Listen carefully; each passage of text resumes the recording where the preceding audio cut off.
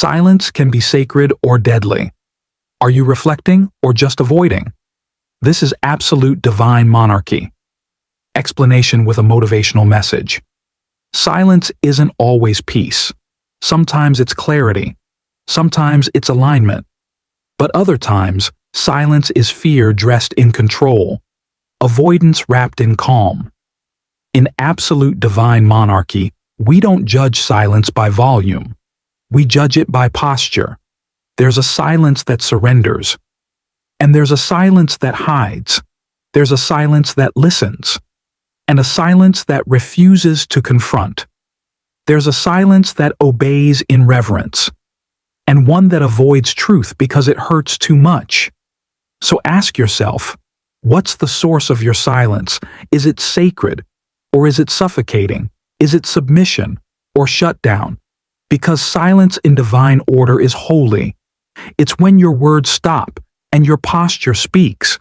It's where correction is received, where obedience is internalized, where pride is stripped without a word.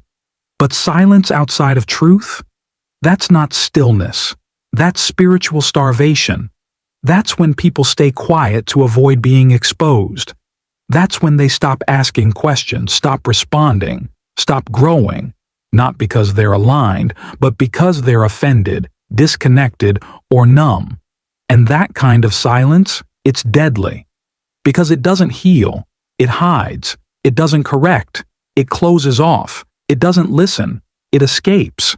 This kingdom doesn't demand noise, but it also doesn't tolerate false peace.